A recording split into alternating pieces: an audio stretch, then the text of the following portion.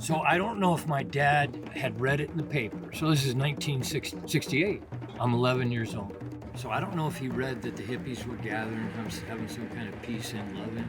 So we went, it was a Saturday or Sunday, and I wandered away from our little picnic area, and the hippies were over, and there was like this big bowl in this great park. There was lots of trees and hills. They had their hippie buses all psychedelic out. Some of them had kids, and they were sliding down the hills on cardboard. I was just standing there watching some dumbass little 11-year-old going, wow. It just looked fun. It looked, they were having fun. And then the Hells Angels showed up. And then the cops showed up.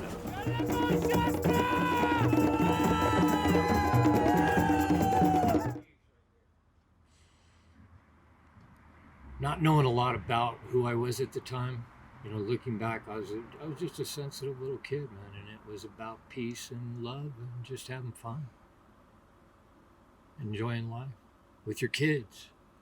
Something.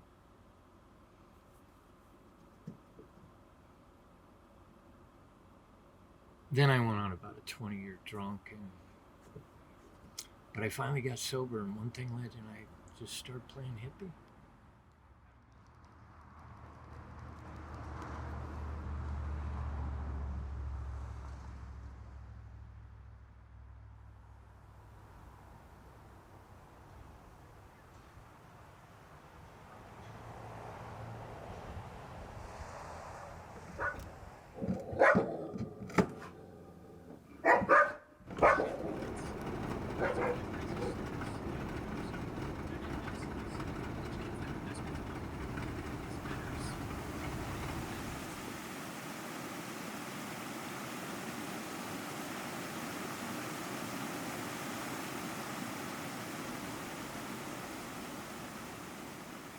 Six years ago, I heard from a friend about Mount Shasta, and ever since then I've felt this calling to come here.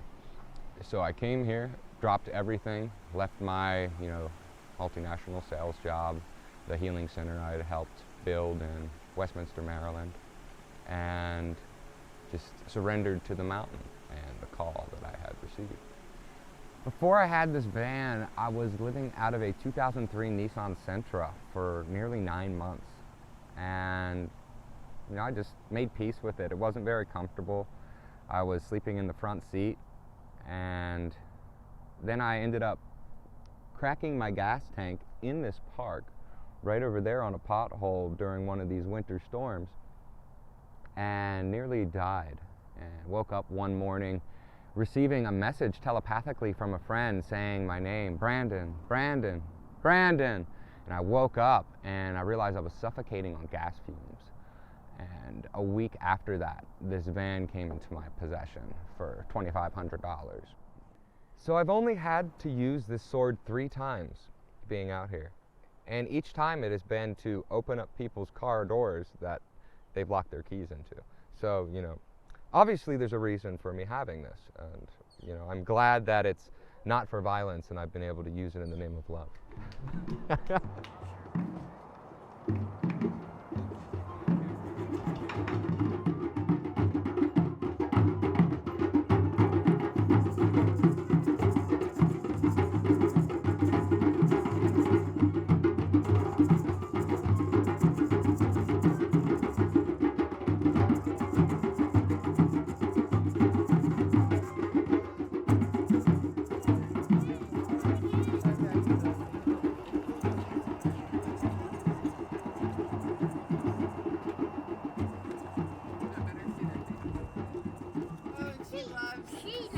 Yeah. Here you go, other ones. And Wait, that's what's blue. all in there? Are you trying to get up there too, love?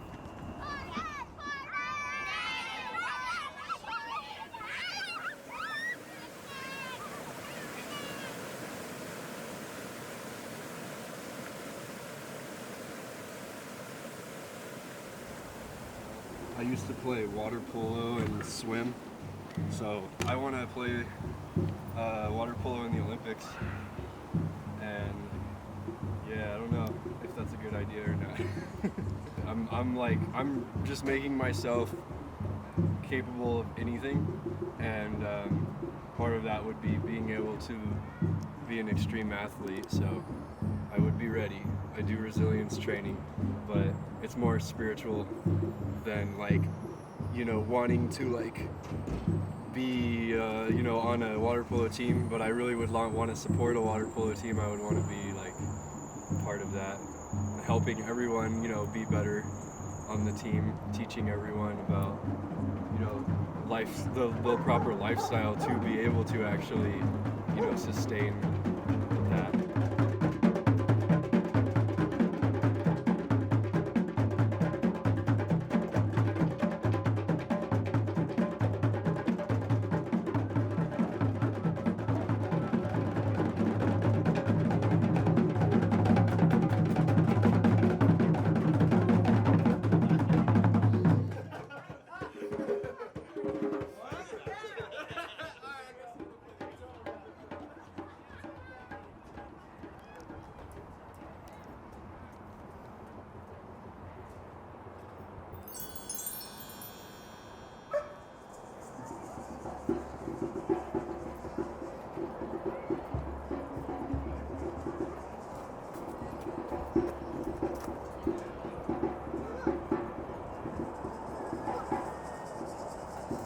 Piano is one of the instruments that I've guarded against any kind of teaching. And so the idea was just to be in my own space and to start playing from my inner knowledge rather than outer imposition.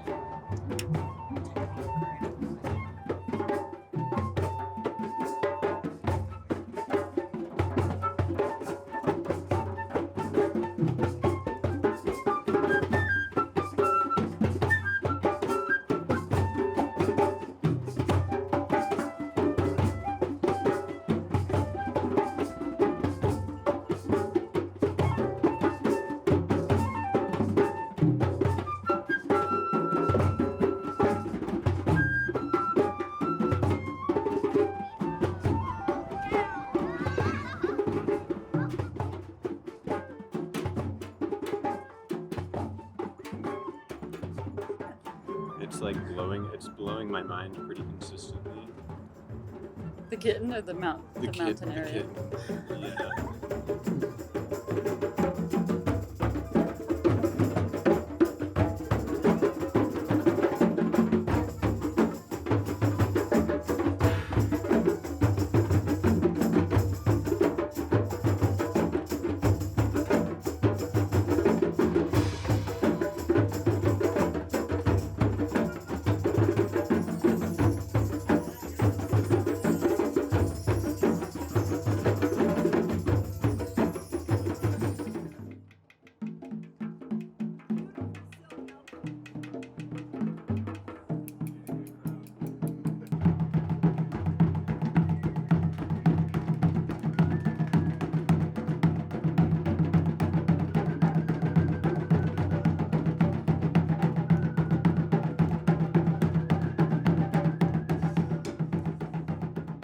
Really just the energy of the drum circle. It's not me doing anything. It's like we all can go into that circle and feel like that energy. But it really is just flowing through me. And it's like the Kundalini energy, but it's like amplified inside. All I used to do as a kid was play ice hockey. Ice hockey, roller hockey, all sorts of sports. But hockey was the love of my life up until I was 18, and then I got injured. But when I was 22, I came to Las Vegas, and I was totally different lifestyle and different life. I played poker for a living, high stakes poker. I did that for 7 years, and then made a hell of a lot of money. Lost a lot of money, spent a lot of money, had a beautiful wife there, lots of, it's interesting to reflect back on it in this and try and get the whole timeline right, because of the place that I'm in now, it feels like I'm just forgetting all the stories and all my past, so like to really like go back to it in the present moment and talk about it, yeah, it's quite something.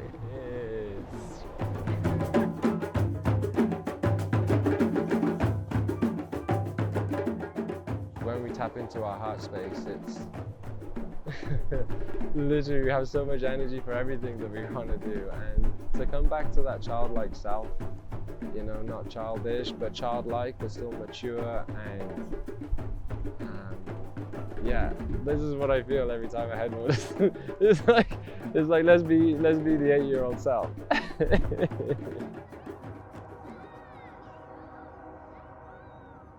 It's still out there. It's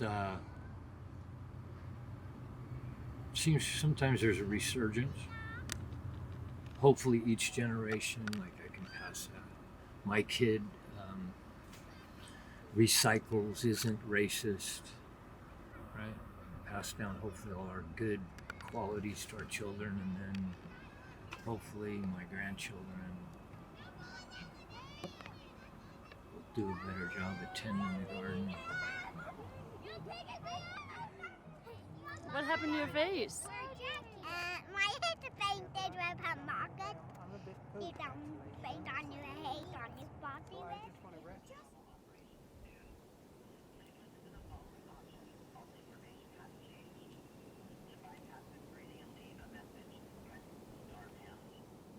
Appa. Maggie is actually one of my newer stuffed animals.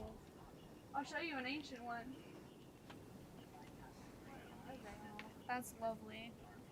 This is my blanket that I've had since I was born. It's more like a rag at this point, but... Got to get back to the garden.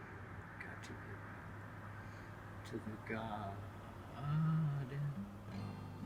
By the time we got to Woodstock, we were at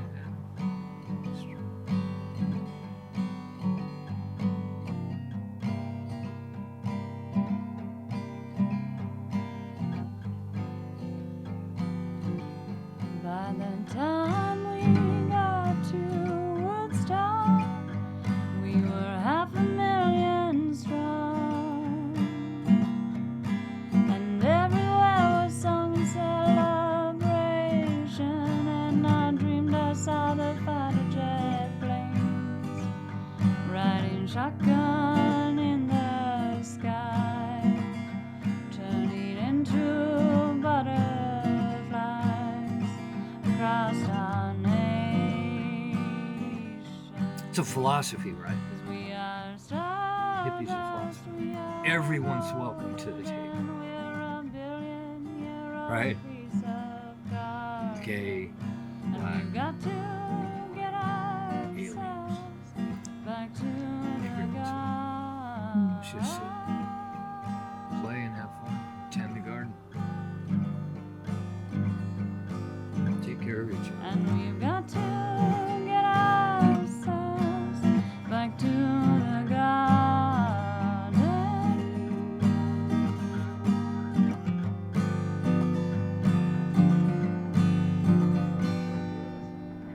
Yeah, it's like ecstasy. This place, it's, yeah.